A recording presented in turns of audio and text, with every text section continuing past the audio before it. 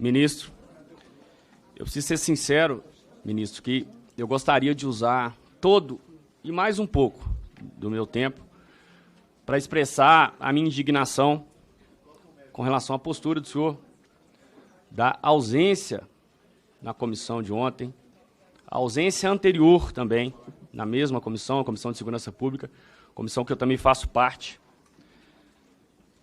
Mas a gente está aqui para fazer os questionamentos inerentes ao trabalho do senhor e nós cumprindo a nossa função de fiscalizadores, né? A gente não pode, apesar disso, abrir mão de manifestar, ainda que de maneira resumida. É muito lamentável a postura do senhor, não apenas se limitando aí à ausência, mas às justificativas apresentadas. É ofensivo. Não apenas como parlamentar que sou aqui nessa casa, agora pelo segundo mandato, mas também por ser policial militar, porque eu tenho porte de arma. E eu jamais a utilizei de maneira irresponsável. E jamais coloquei qualquer pessoa em risco, a não ser nos casos previstos em lei de excludente de licitude. E isso alcança os policiais, não só militares como eu, de todo o Brasil, mas todos os agentes de segurança. Que é como se nós fôssemos irresponsáveis, colocássemos as pessoas, ainda mais autoridades, em risco. Isso não é uma verdade. E a outra motivação em relação à solicitação do senhor para que seja feita uma convocação no plenário da casa, né, dizendo que o senhor recebe muitas convocações de comissão. Será que não é pela própria postura do senhor? Será que não é pelos resultados dos ministérios? Mas talvez acima disso, a postura belicosa do senhor mesmo. O senhor é capaz de fazer o meia-culpa acerca disso? Então fica só para reflexão. Sobre o requerimento, em relação aos investimentos, foi eu que fiz. E dentre vários quesitos lá na ponta da linha que eu, como policial militar, observo e me preocupo, não só neste mandato, muito pelo contrário, desde o primeiro dia do governo anterior, está um dos temas que menos é tratado por este governo, que é a saúde mental dos policiais.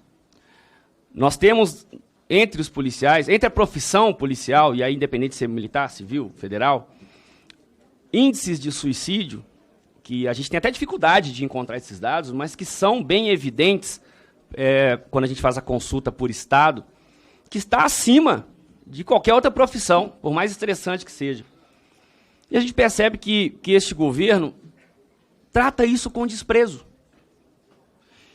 E eu me preocupo com os policiais na ponta da linha, não apenas pelos índices de homicídios, em que são vítimas, como esse ano já são 138 policiais mortos em serviço ou em razão dele, só neste ano. Mas também me preocupo com o autoextermínio, que é uma situação extremamente dramática, que alcança muito além da própria família do policial, mas a família policial militar como um todo. Causa desmotivação, causa indignação, por diversos fatores. E nós, enquanto representantes, precisamos dar a devida resposta e tratar com seriedade esse tema. E eu fiz uma consulta ao Ministério do senhor sobre o Programa Nacional de Qualidade de Vida para Profissionais de Segurança Pública, e a resposta que eu tive é que, inclusive, esse programa não tem sequer um gerente, algo que é necessário, né, dentro dos programas do Ministério da Segurança Pública. Então, eu queria ouvir do senhor, resumidamente, qual é a atenção que tem sido dada do seu Ministério para com essa pauta, se o senhor tem dados acerca disso, e eu volto a fazer a pergunta que fiz ao senhor no último convite que o senhor recebeu, esteve presente, no caso, lá na Comissão de Segurança Pública, que é sobre os homicídios, aí não mais relacionado à questão do policial como vítima, mas como um todo. O senhor disse em diversos tweets, afirmando que a violência aumentaria com a política de armas do governo Bolsonaro, o senhor afirmou isso diversas vezes, e tem o direito de errar, e errou. O senhor até já argumentou que isso se refere à pandemia, por exemplo, mas o último governo do PT, o último ano do governo PT, 2016, 61 mil homicídios. 2022, já não tinha mais crime de pandemia, algum 40 mil, redução de 1/4 dos homicídios. Ministro, Programa Nacional de Qualidade de Vida para Profissionais de Segurança Pública foi instituído por meio da Lei 13.675, de 11 de junho de 2018.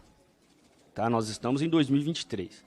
O que o senhor pode ter feito foi alterações, substituições, mas esse é um programa já anterior. E nem é do governo Bolsonaro, é do governo Temer.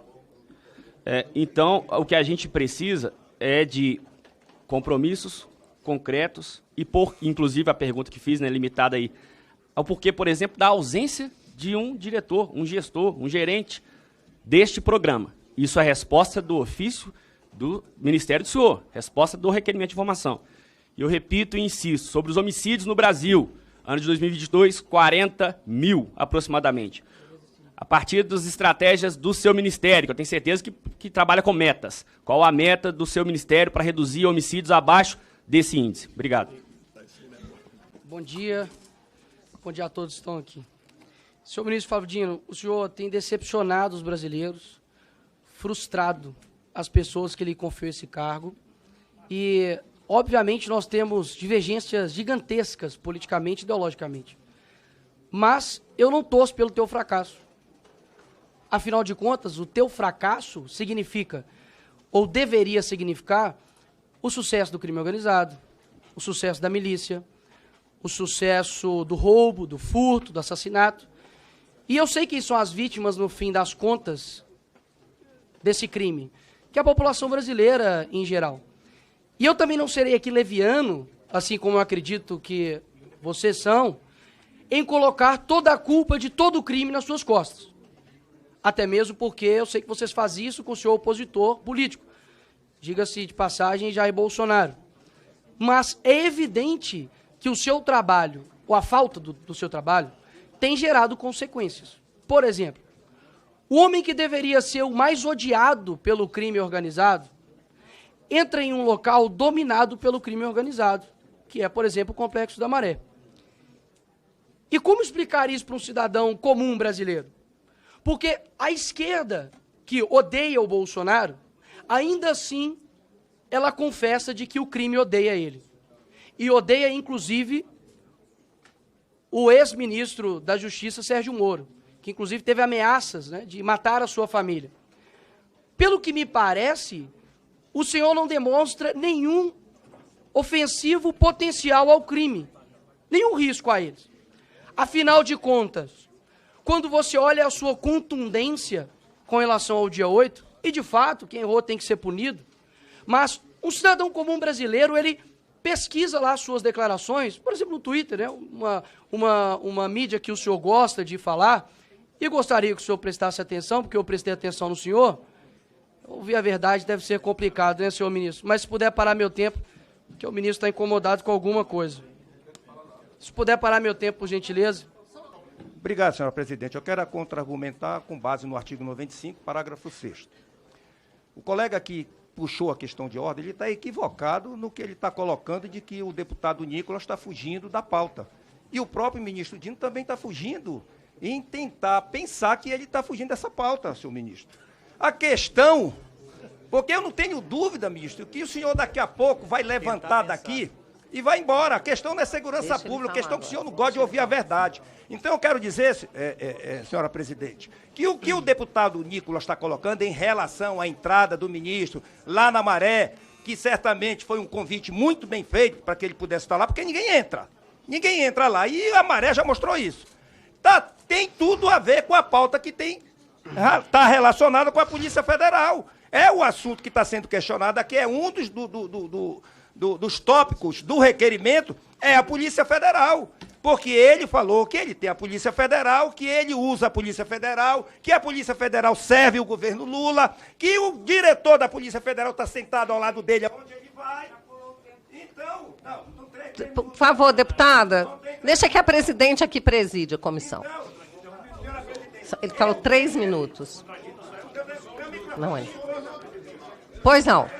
Pois não. Então... Pois não, encerre, deputado, encerre. Encerre, deputado.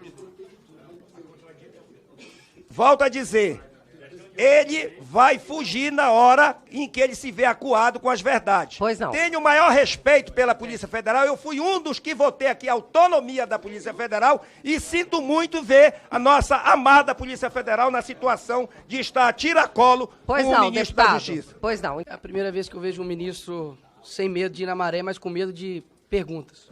Enfim. Voltando aqui ao tema, senhor ministro. O senhor é muito contundente com relação à baderna que ocorreu aqui no dia 8. Inclusive, diversas declarações, os chamando de terroristas.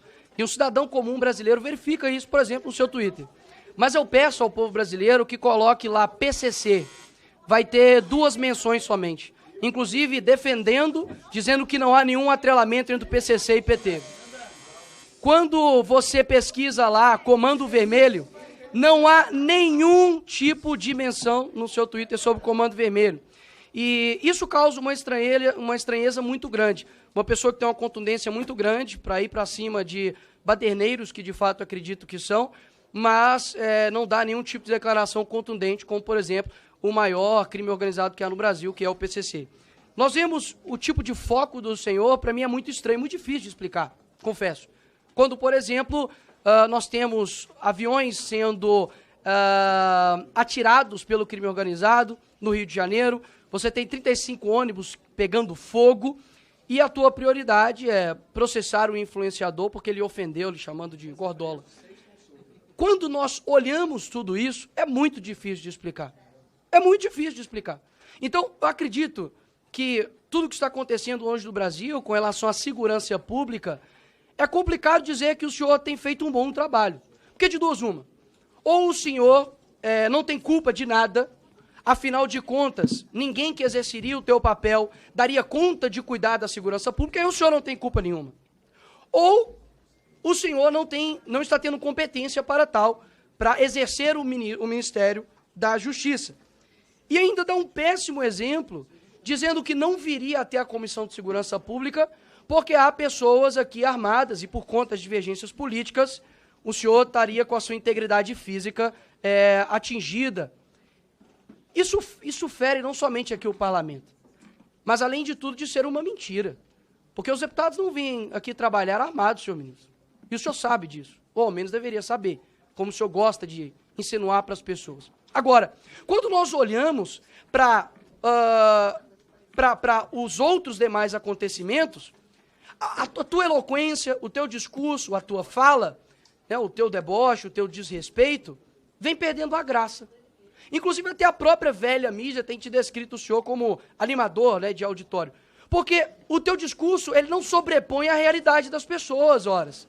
A realidade que vê um ministro focando em fiscalizar a oração de pastor, mas não vê um ministro atuante no que se diz respeito aos crimes que estão acontecendo no dia a dia. Ou seja, eu não estou aqui para poder torcer pelo teu fracasso, ministro Flávio Dino. Eu estou aqui para poder deixar bem claro que as suas declarações, e por mais que faça uma ginástica mental absurda, de que vocês precisam interpretar, é sempre nós, né? É como se o ministro fosse um iluminado.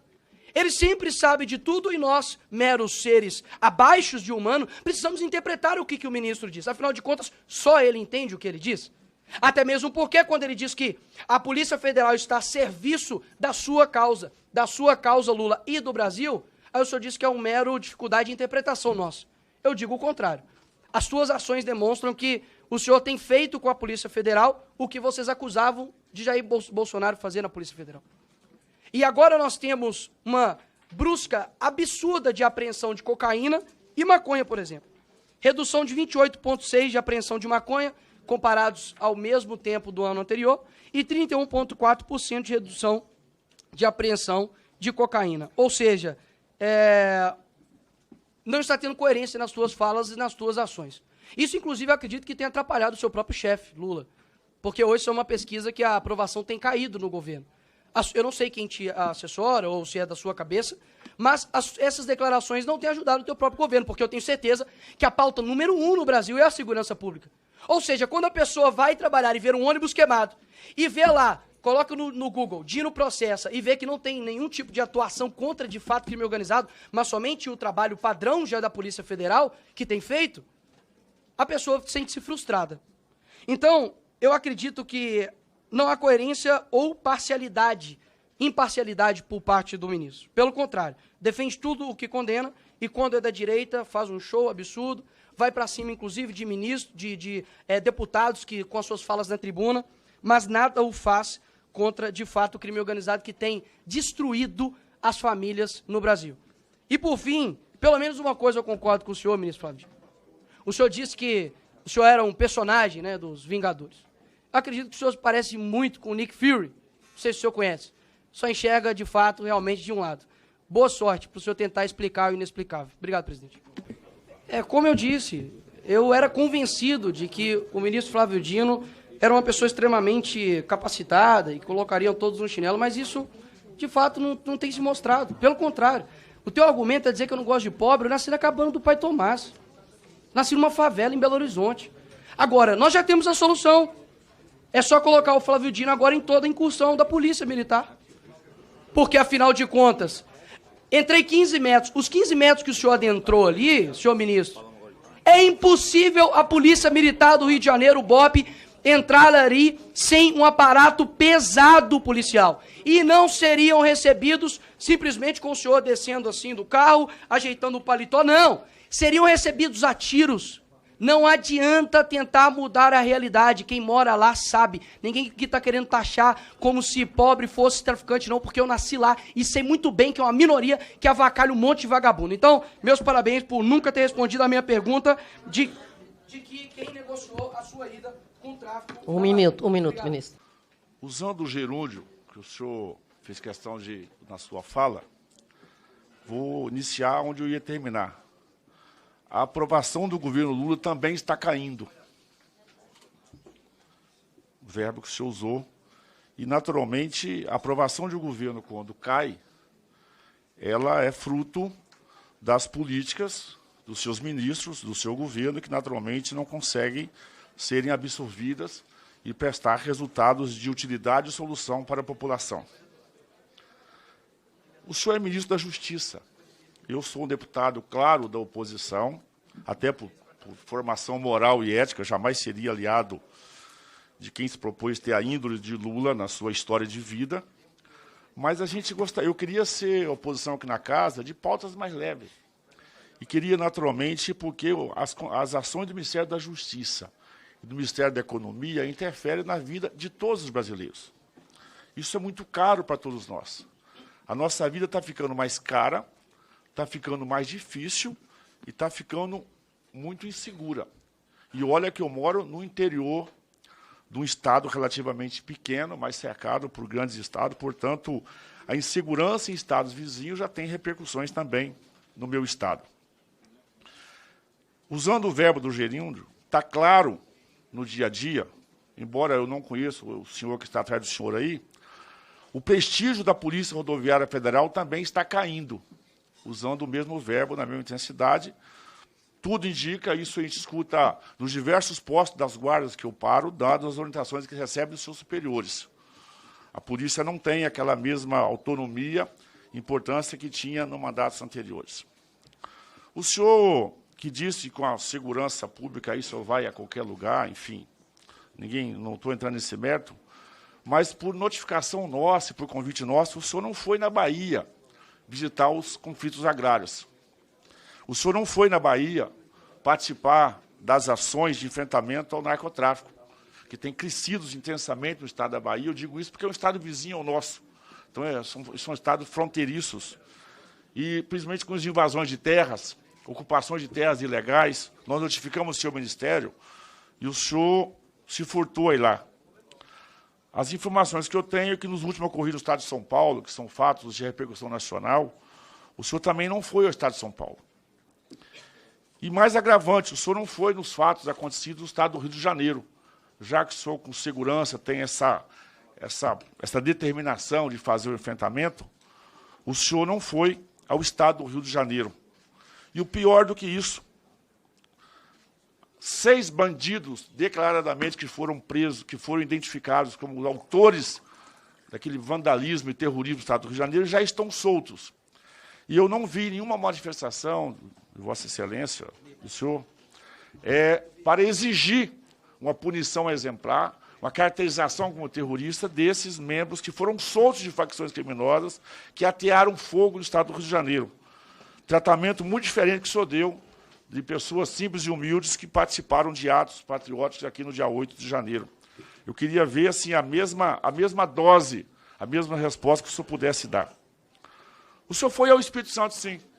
Se reunir com o Casagrande, o governador do PSB, embora eu não tenha sido nem convidado, porque também não participaria de um conluio daquele político, naturalmente, mas foi o seu partido, que o senhor é filiado, o PSB, que durante a pandemia eu estava aqui nessa comissão, aqui pela liderança do governo Jair Bolsonaro, foi o seu partido que entrou com uma ação no Supremo pedindo a suspensão das diligências policiais, de investigação da polícia, nas favelas, nos morros, nas milícias, onde o narcotráfico tinha operação. O PSB entrou com uma ação no Supremo para suspender essas operações policiais nessas áreas de ocupação do narcotráfico. A conta chegou, senhor ministro. O Supremo acatou a solicitação de Vossa Excelência. Eu não vi, naquele momento, nenhum repúdio que o senhor tenha feito ao seu partido. Partidos cometem erros, cometem equívocos. E o Brasil viu que aquilo é um equívoco, mas eu não vi no senhor nenhuma manifestação de equívoco àquela ação, e a conta chegou. O Rio, que já tinha uns problemas históricos, parece que a coisa acaba se agravando, e esse crime do Rio de Janeiro, esse modelo operacional, infiltrou nos estados vizinhos. No estado do meu colega deputado Nicolas, de Minas Gerais. É claro a ligação do narcotráfico do Rio hoje, já infiltrado no Espírito Santo, que é um estado vizinho, um estado menor, enfim, essa ligação, e agora estão chegando à Bahia. Essa conta foi de um alvo que não foi atacado lá naquela época da pandemia, se empestearam, se alastraram, e, naturalmente, a coisa acabou se evoluindo nessa direção.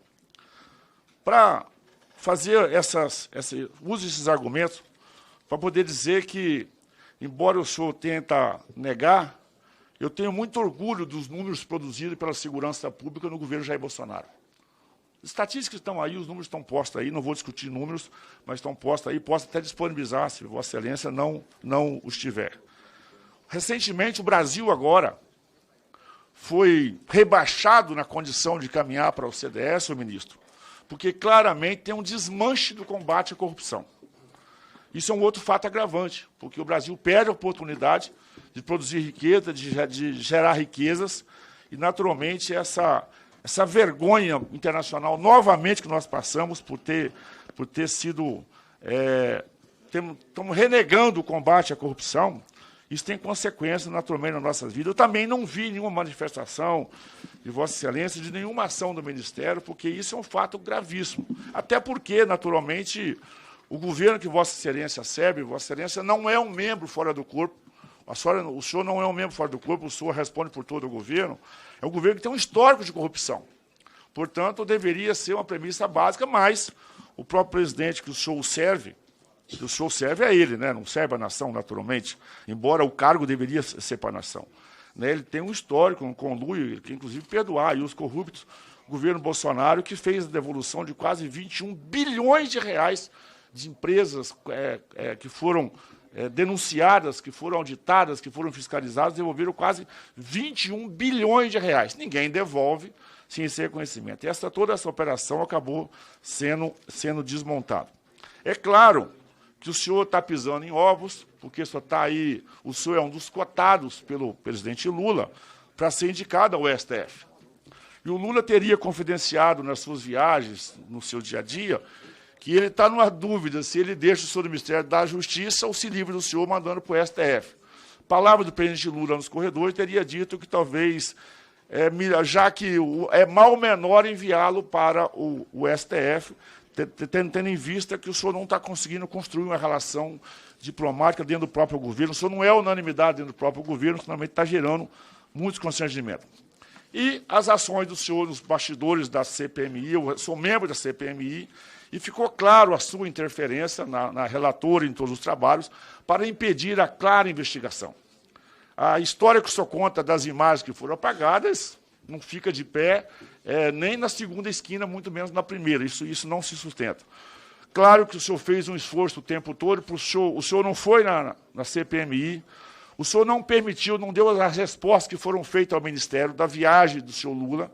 Naturalmente, o senhor sabe que o Lula foi tirado de Brasília, nós precisávamos de prova disso, isso estava com o senhor, a programação de voo e tudo isso mais não ficou de pé.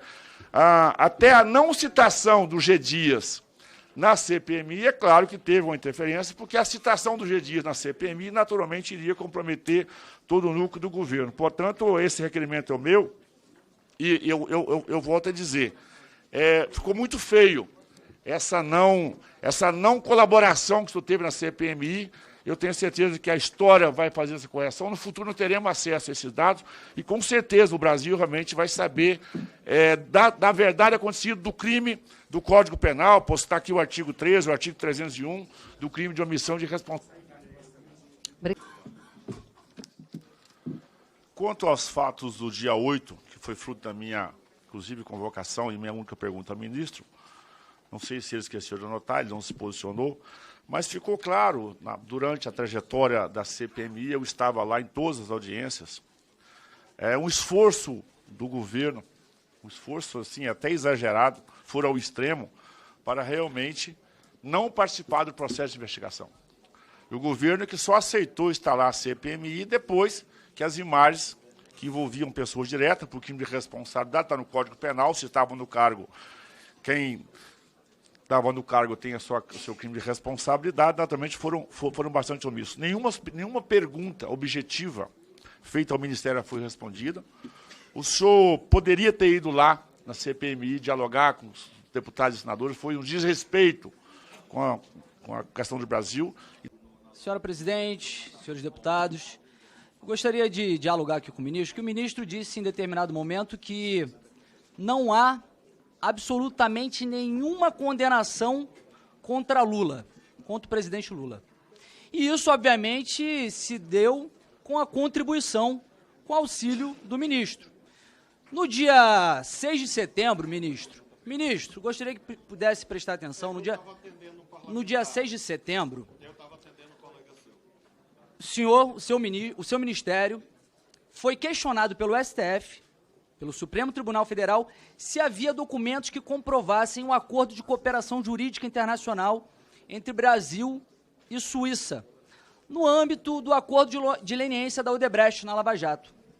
O seu ministério, através da Carolina Yumi, que é a diretora do DRCI, Diretoria de Recuperação de Ativos e Cooperação Jurídica Internacional, informou ao STF que não havia documentos que comprovassem esse acordo. Pois bem, no dia 13 de setembro, o seu ministério enviou outro ofício ao STF dizendo que não. Nós encontramos aqui o documento. A Carolina Yumi, a diretora do DRCI, ela disse que fez uma pesquisa mais apurada, colocando outros termos, e por isso encontrou esse acordo de cooperação jurídica internacional entre Brasil e Suíça. Só que aconteceu um grande problema no meio desse caminho. O STF, o ministro Toffoli, que foi ex-advogado do PT, que é ex-advogado do PT, anulou as provas da Odebrecht no âmbito da Lava Jato. Anulou as provas que incriminavam Lula e que afetaram dezenas, mais de 100 pessoas na Lava Jato. E isso fez com que houvesse toda uma anomalia jurídica, porque agora nós não sabemos esse limbo, o que o senhor vai fazer, porque o seu ministério criou uma grande confusão, fazendo com que anulassem as provas contra Lula. A Carolina Yumi, ela continua no cargo? Eu gostaria de saber, porque isso foi mera incompetência ou foi crime? O senhor também disse aqui que não sabe quem são os delegados que dirigem os inquéritos. Quem são os delegados que estão à frente de inquéritos de investigações de joias, investigações relativos, fazendo aí indiretas ao ex-presidente Bolsonaro. Mas eu gostaria de saber se o seu ministério sabe quem é o delegado que está à frente da investigação da Carolina Yumi, porque ou ela cometeu um ato culposo por uma pura incompetência ou foi um ato doloso para inocentar Lula. E se o senhor também já peticionou ao ministro Dias Toffoli para que invalide a anulação das provas, que acabou, inclusive, envergonhando o país, porque até a OCDE está falando a respeito dessa impunidade diante de anulação de provas e a impunidade no combate à corrupção por conta de casos como a da Lava Jato, em que houve anulação de provas que eram cabais e que incriminavam não só o presidente Lula, afetavam toda a classe política. E aí eu gostaria de saber se a Carolina Yumi ela foi punida e se quem é o delegado que está investigando. É curioso que o ministro alegue uma mera questão formal para anular um processo que todos sabemos que houve realmente corrupção no âmbito da Lava Jato, inclusive com devolução de bilhões por parte de diversos operadores, inclusive devolução para a Petrobras, e alegando uma questão meramente temporal de um acordo de cooperação jurídica internacional que aconteceu. O ministro, ele é conhecido por ser o ministro da Segurança Pública, da Justiça e Segurança Pública, mas o seu ministério está sendo conhecido como o Ministério da Anulação e Sumiço de Provas, porque não é a primeira vez, porque, inclusive, no âmbito do ato dos 8 de janeiro, ele não entregou as imagens das câmeras, alegando que isso ali seria uma questão da empresa que esvaziaria o armazenamento para dar gravar novas imagens. Uma frase, deputado. Para que pudesse ali gravar novas imagens e lavou as mãos como se ele não tivesse culpa de nada. O ministro some com provas. Eu gostaria de dizer, ministro, que o Estado da Bahia está vivendo contrariamente do que Vossa Excelência diz, o maior caos que já viveu em sua vida, inclusive sem o apoio do governo federal aos policiais que lá estão, que reclamam de não poder agir porque vocês não deixam. O Rio de Janeiro deixou claro agora esta semana o que está acontecendo. Mais de 35 ônibus que foram queimados e o Comando Vermelho e a milícia tomando conta do Estado. Lá no meu estado, no Pará, Belém, os comerciantes não conseguem sequer mais trabalhar porque são cobrados para poder trabalhar. Vossa Excelência tem mostrado, não tenha a menor dúvida, a maior incompetência na frente da pasta do Ministério para poder fazer alguma coisa por esse Brasil. Eu queria lhe dizer, ministro, que terrorismo é isso. É Comando Vermelho, é PCC, que o senhor tem medo de falar, mas é uma realidade, que expõe 762, 556, ponto 50, que enfrenta a polícia, que mata como eles querem qualquer cidadão, que só entra lá onde eles estão, quem eles querem, e vocês do Ministério não fazem porra nenhuma para resolver esse problema. Então, senhor ministro, é uma pena que Vossa Excelência, que tem o domínio, não consiga enfrentar os verdadeiros bandidos desse país. Aliás, procura sempre enfrentar e colocar na cadeia aqueles que se opõem ao seu governo. Este governo que o senhor diz, como Lula, que é um inocente, que foi condenado em várias instâncias, que vocês acabaram com a Lava Jato, que colocou um monte de bandido na cadeia e que vocês simplesmente querem apagar porque fazem parte de um sistema podre. Um sistema podre que simplesmente tomou conta desse país e não precisa dizer por quê que o povo brasileiro está sabendo e sabe como é que faz. Lamento que a nossa Polícia Federal hoje esteja vivendo o que está vivendo. E espero que a minha casa também não seja invadida amanhã de manhã pelos colegas da Polícia Federal, pelo que eu estou falando. Porque por outra coisa não pode ser. Eu tenho certeza disso. Então, meu amigo, faça-se de homem e invada os morros e tome as armas de quem tem que tomar. E não de cidadão de bem, como os CACs, como aqueles que registram as suas armas para defender a sua família, para defender quem tem que defender. Porque vocês não têm a coragem de enfrentar. Agora, é claro, não tem coragem, porque certamente o senhor tem passe livre nos morros, onde estão as repartições criminosas, onde estão os grupos criminosos, sem nenhum problema. Isso ficou claro, ministro, lá na Maré. O senhor sabe, o senhor está olhando aqui nos meus olhos, sabe que o senhor entrou na Maré, não entrou nada com polícia militar, nem com segurança nenhuma. O senhor desceu daquele carro de forma tranquila, balançando o paletó, e entrou, não foi 13 metros, não, nem 15 metros, o senhor entrou mais. E o senhor teve a gratidão do pessoal do morro lá, do pessoal do crime organizado para participar. E isso o senhor não pode de maneira nenhuma, querer colocar na cabeça do povo brasileiro que sabe o que é crime organizado, que sabe quem é que participa em organizações criminosas e que não deixa ninguém entrar. Porque o único policial lá não entra sem receber tiro, se não for com grande aparato, com grande gente para poder enfrentar. E o senhor conseguiu. Aliás, os deputados que o senhor citou aqui fazem campanha no Rio com toda a autorização para entrar no morro. É claro, é igual o MST. Tem deputadas aqui que prega, como o senhor diz no seu gabinete, mulher, como é o caso do Rainha, e faz campanha. Entra tranquilamente em qualquer lugar onde todos entram, como o senhor entra. Lá onde tem o Comando Vermelho, lá onde tem o PCC, o senhor entra livremente. E espero que não junto com a Polícia Federal, que tanto me orgulho dela e que, lamentavelmente, está vivendo a situação que está.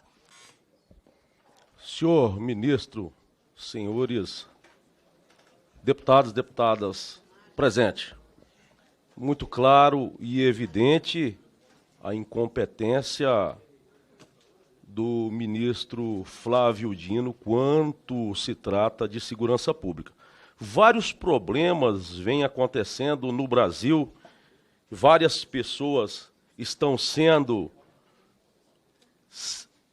tendo a vida ceifada, inclusive um médico, 3 médicos ali no Rio de Janeiro, onde um deles, inclusive, é irmão de uma deputada aqui do PSOL, e dentre outros problemas. Já foi discutido aqui de todas as formas, de cima para baixo, de baixo para cima, a incompetência do ministro Flávio Dino frente ao Ministério da Justiça, inclusive suprimindo as filmagens do dia 8 de janeiro. Mas eu quero tratar de uma coisa mais leve, senhor ministro. Eu queria ter feito essa pergunta para Vossa Excelência ontem, lá na Comissão de Segurança Pública. Infelizmente, Vossa Excelência se furtou a presença naquele local. No dia 11 de outubro de 2023, enviei um ofício ao Ministério de Justiça e Segurança Pública endereçada a Vossa Excelência. Cordialmente dirigi a Vossa Excelência para saber a respeito da desintrusão de terras indígenas, pretensas terras indígenas no estado do Pará. Dentre elas, uma que está tendo um grande conflito é lá na terra indígena Apitereua, localizada no município de São Félix do Xingu, na Vila Renascer.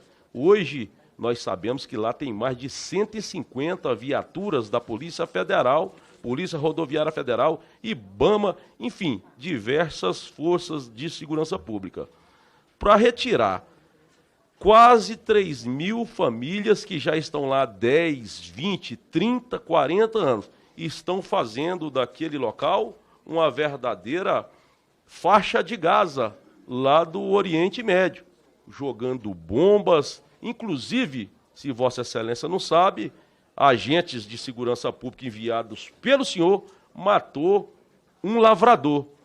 E na reserva indígena Itunitatá, outro produtor rural. Os conflitos vão acontecer, porque não é dessa forma, a ferro e fogo, que vão retirar 3.000 famílias que lá estão há vários anos, com títulos e com a documentação mesmo que seja precária. E pessoas que lá estão tendem a resistir, porque não estiveram naquele local assistência social ou alguma outra pasta que vai alocar essas pessoas. Acima de tudo, pagar essas pessoas pelos bens deles que lá estão. Eles querem ser indenizados. Aí a pergunta fica, as mortes que podem acontecer naquele local, e eu acho que vai acontecer, porque não é dessa forma, tem que ter assistência social e tem que previamente indenizar essas pessoas para retirá-las daquele local. A responsabilidade, senhor ministro, seria do senhor ou seria do presidente Lula ou do governador do estado do Pará que permitiu a Força Nacional? Eu vou usar a parte do tempo para fazer alguns questionamentos ao nosso ministro, Ele mencionou por algum tempo, ministro, que a direita ou o ex-presidente Bolsonaro seriam ligados a milícias, enfim, ao crime organizado. Gostaria de saber do senhor se o senhor tem alguma visão sobre por que houve comemoração nos presídios quando o Luiz Inácio Lula da Silva venceu. Afinal, nos presídios, pelo que me parece, estão os criminosos milicianos, né, PCC, Comando Vermelho. Então, se o senhor puder me esclarecer por que houve tanta comemoração nos presídios quando o Lula ganhou, eu gostaria de ouvir a sua opinião. O senhor também mencionou durante suas falas que o senhor vai em qualquer lugar. Bom, eu tenho os dois fatos aqui que eu gostaria de questioná-lo mais uma vez. Primeiro, na CPMI, onde o governo, a base governista, fez um esforço hercúleo para que o senhor lá não estivesse, para nos falar sobre os atos do dia 8 de janeiro, enfim, então o governo não quis que o senhor estivesse lá. Queria saber se essa foi uma determinação direta do senhor ou os parlamentares que não queriam que o senhor fosse. E ontem, sobre a comissão de segurança, que o senhor faltou pela segunda vez, o senhor falou que estaria em risco porque poderia ter parlamentares armados. Para quem não visitou a Câmara ainda, a sessão que ocorreria a Comissão de Segurança é aqui do lado, os parlamentares são os mesmos. Então, eu gostaria de entender qual foi a diferença que a sua segurança viu em o senhor poder estar aqui hoje e não poder estar na sala do lado, sendo ali como convocado para falar. É uma questão muito importante. O senhor também mencionou aquele argumento dos anos 90, que a direita não gosta de pobre, mas eu abri aqui no G1 e diz aqui no G1 que o estado que o senhor governou por 8 anos é o estado mais miserável do Brasil, onde 20% da população estão abaixo da linha da pobreza. Queria saber se o senhor gosta tanto de pobre, que o senhor ampliou tanto no Maranhão, ou se foi uma coisa de má gestão mesmo. E, por último, sobre as imagens. Hoje o senhor deu a 5ª versão sobre as imagens do Ministério da Justiça. Primeiro, o senhor falou que não poderia entregá-las porque era de provas. Depois o senhor precisava pedir autorização para o Alexandre, que lhe deu autorização. Aí o senhor disse, demorou, entregou algumas imagens só. Depois o senhor disse que as imagens foram apagadas. E agora o senhor vem me dizer que existem câmeras no Ministério da Justiça que só gravam quando há captação de pessoas caminhando, e que domingo, em nenhum corredor existia ninguém caminhando lá no Ministério da Justiça. Eu queria saber qual versão o senhor mantém, né? Se é a versão 1, 2, 3, 4 ou 5. E também sabendo tecnologicamente que a gente pode rever as imagens, né, recuperá-las, por que o senhor não cumpriu a decisão do ministro Alexandre de Moraes, que era para entregar as imagens e teria pedido a recuperação dessas imagens, sendo que em todos os outros ministérios, os órgãos aqui, eles mantêm as imagens por pelo menos 1 ano guardadas. Por que o Ministério da Justiça é diferente? Muito obrigado, ministro. Então, ministro, quando o senhor faz a menção sobre eu ou alguém da direita ter colegas nos presídios, o senhor que gosta tanto de usar o Twitter, o senhor tem acesso à internet. Então, se o senhor digitar lá no Google, o senhor já deve ter acessado o Google alguma vez na sua vida, e digitar festas nos presídios, o senhor vai encontrar vários vídeos. Não precisa alguém lhe enviar, né? É só o senhor dar um Google e o senhor está sempre na internet. Sobre a questão, o senhor não me respondeu uma pergunta fundamental aqui, que era sobre a miséria no Maranhão. Se o senhor puder usar o próximo minuto para dizer que ou o G1 e a ONU estão mentindo, ou o senhor realmente botou aquele povo na miséria, nos 8 anos que o senhor pode esclarecer qual que é a sua competência, qual que é a sua responsabilidade por ter afundado o Estado do Maranhão, os maranhenses na miséria. Obrigado, presidente. Eu vou usar meu tempo de liderança na réplica. A primeira pergunta que eu gostaria de fazer é em relação ao PL da censura.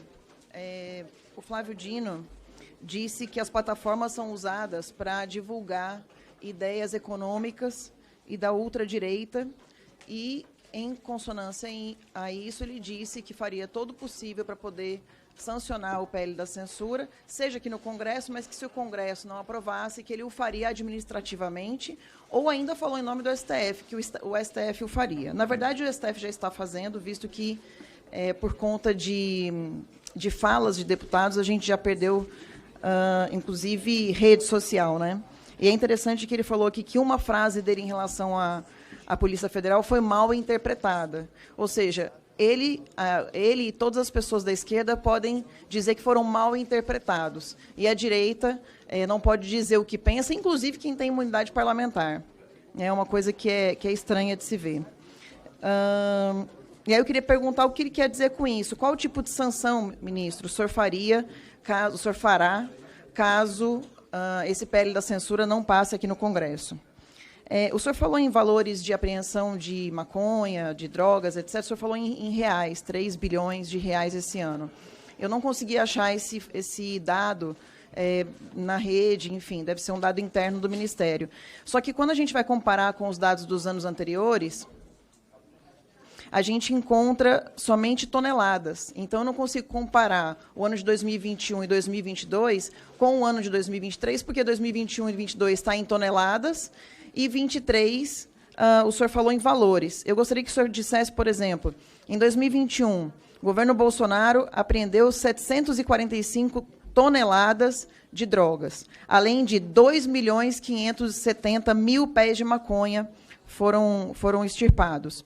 Em 2022, realmente o número caiu, mas foram 357 toneladas e 727.000 pés de maconha. Eu gostaria que o senhor tivesse, para a gente poder comparar indicadores, que o senhor me desse esses números para a gente poder comparar.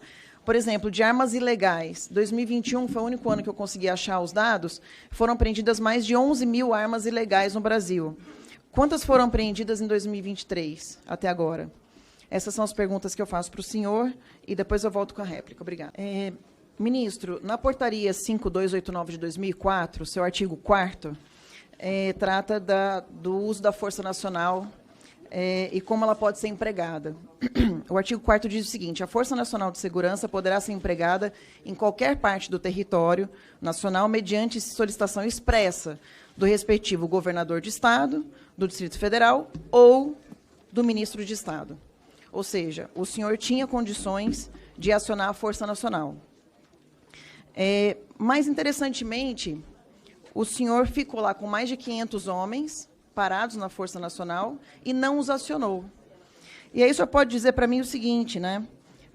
Não, mas eu não acionei porque eu não sabia do perigo, eu não acionei as câmaras porque eu não sabia do perigo, mas na sua portaria de 2023, que o senhor assina, que é a portaria 272 de 2023, o senhor dispõe de autorização do emprego da Força Nacional para auxiliar na proteção da ordem pública, do patrimônio público e privado, da rodoviária até as praças dos Três Poderes, ou seja, o senhor determina o local, inclusive, que foi onde tudo aconteceu, em caráter episódico, planejados nos dias 7, 8 e 9 de janeiro. O senhor previu isso. O senhor assinou a portaria pedindo segurança e se dando esse direito de pedir a segurança e determinou até o local e a data. Como é que o senhor pode dizer que o senhor não sabia que existia nada?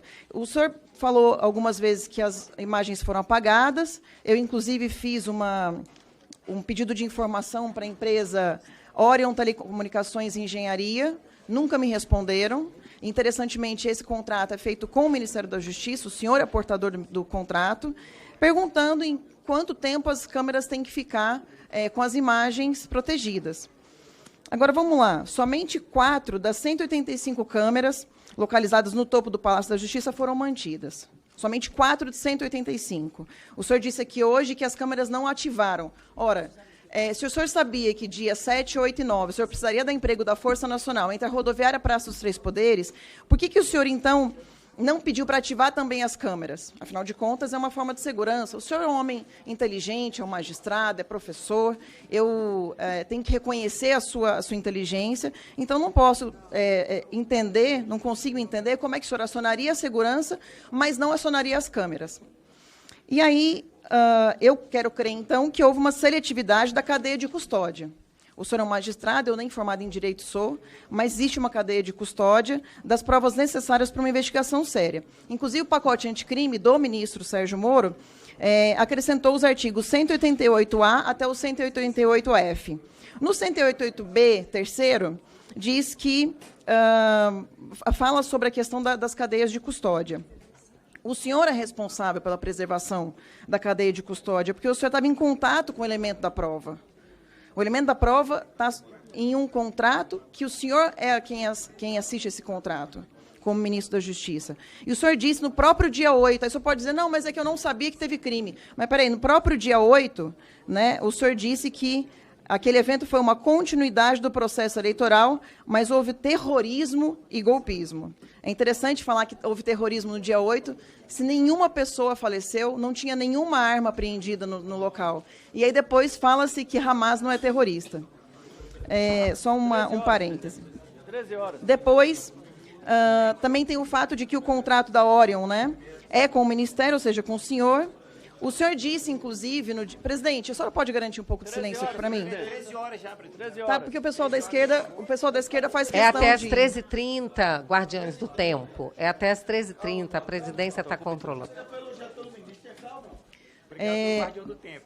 Então, o senhor disse, inclusive, no dia 8, que existe uma infiltração em instituições de segurança do Estado. Ou seja, se existe infiltração, se o senhor não cuidou da cadeia de custódia, se o senhor não acionou a Força Nacional, que estava à disposição do senhor, e o senhor pode acionar. E o senhor citou aqui o artigo 13 do CPP, em seu parágrafo 2º, que se determina que a omissão é penalmente relevante quando o omitente deveria e podia agir. O senhor é omitente, presidente. De outra forma, assumiu a responsabilidade de impedir o resultado. A sua portaria deixa claro que o senhor tinha noção de que havia um perigo. O senhor fez uma portaria dizendo que a Força Nacional e o Ministério da Justiça aumentaria a segurança nos dias 6, 7 e 8 entre a rodoviária e a Praça dos Três Poderes. Ou seja, o senhor tinha informação, o senhor tinha força policial, o senhor tinha todas as condições e o senhor se omitiu. Mas não só se omitiu, de acordo com o artigo 13 do CPP, que o senhor próprio lembrou, o senhor também prevaricou, porque o senhor não determinou a preservação das provas das imagens.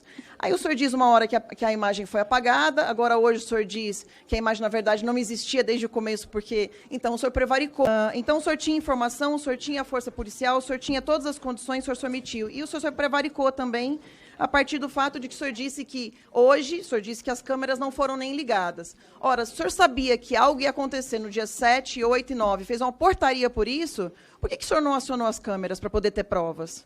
Então, o senhor se omitiu e prevaricou. Em relação ao que o senhor disse, que direitista não gosta de pobre, eu queria lembrar o seguinte, o senhor, como resposta, né, a essa fala. O governo Bolsonaro foi o governo que sancionou o piso salarial das enfermeiras. Foi o governo que concedeu o maior aumento aos professores, um aumento de 33% aos professores, o maior da história. Fez o maior programa de transferência de renda do mundo da história durante a pandemia.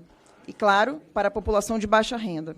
Fez o maior programa de titularização de terras para as pessoas que eram escravizadas pelo MST e que não podiam ter seu título de terra individualizado para poder ter a sua propriedade privada, para poder ter acesso, inclusive, a empréstimos. E aí a gente percebe que 400 mil famílias no governo Bolsonaro passaram a ter o seu título da sua terra para defender a sua família e ter o seu próprio sustento. O senhor falou sobre o Discord.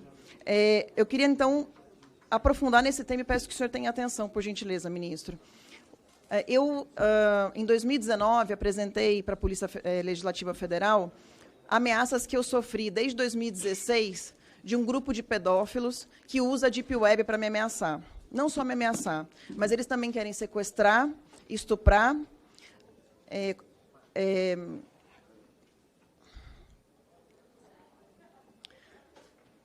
esquartejar e me mandar pedaços do meu filho. Porque eu luto contra a pedofilia há muitos anos, muito antes de ser deputada. Então, todo o apoio todo tipo de coisa que o senhor tiver contra a Deep Web e o Discord, o senhor vai ter meu apoio. Mas eu tenho que lhe ser sincera. O senhor não pode confundir o que é falado no Discord e na Deep Web para mutilação de crianças ou para o que fazem com o meu filho com o Facebook, Instagram, TikTok, em que parlamentares e outras pessoas e o povo brasileiro tem o direito de reclamar. O povo brasileiro entra no meu Twitter, no meu Instagram e etc., para me xingar, me ameaçar e etc. Se eu me sentir lesada, eu uso injúria, calúnia, etc. Ou seja, a gente tem condições na lei de poder rever isso. A gente não precisa de uma censura prévia. E esse é o nosso medo. E a sua fala, senhor ministro, foi no sentido de instituir uma censura prévia. Esse é o medo de toda a população. O senhor pregou o medo na população, então o senhor tem aqui a oportunidade de desmentir isso. Eu fico com muito medo, quando o senhor fala bastante do Lula, de ele estar usando o senhor para se vingar dessa gente, coisa que ele disse que faria como presidente da República.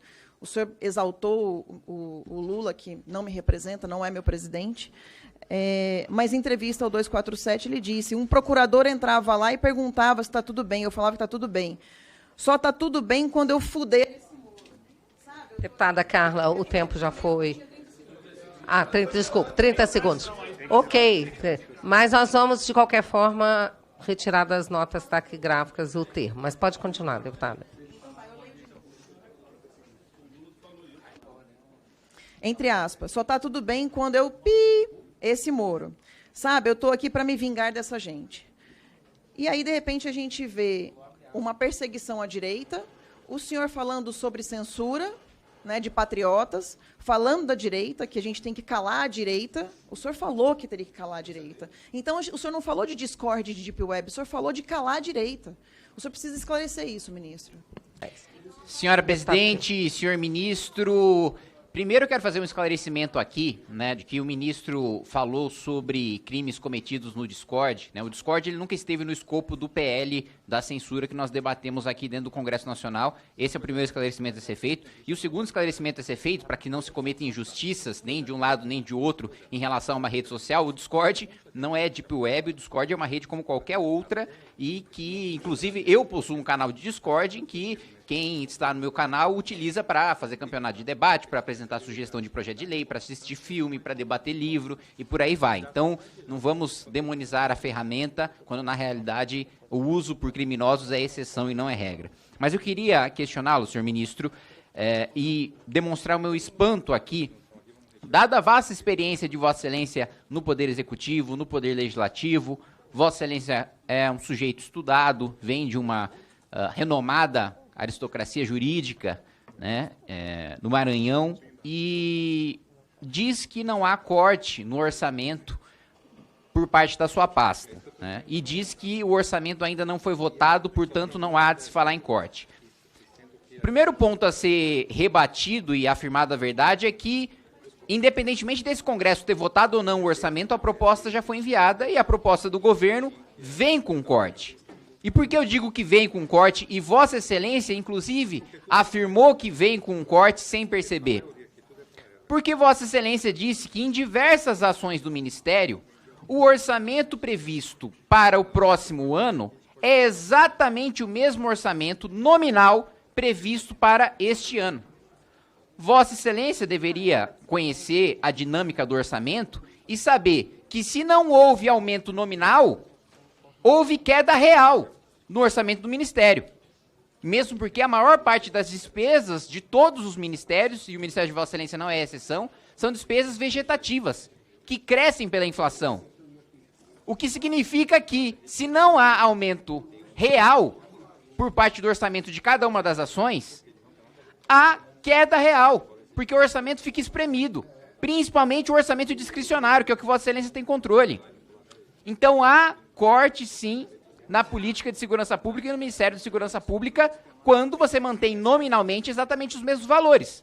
Afinal, todas as despesas vão crescer e vão ser apertadas pela inflação. Aliás, pelo descumprimento da meta do próprio governo, todos os gastilhos fiscais previstos no arcabouço vão ser acionados no ano que vem, o que também vai afetar diretamente o Ministério de Vossa Excelência, e eu tenho certeza que ano que vem o governo vai dizer que a culpa é do Congresso, que não aprovou todas as medidas de aumento de arrecadação, de aumento de imposto que o governo enviou para este Congresso Nacional.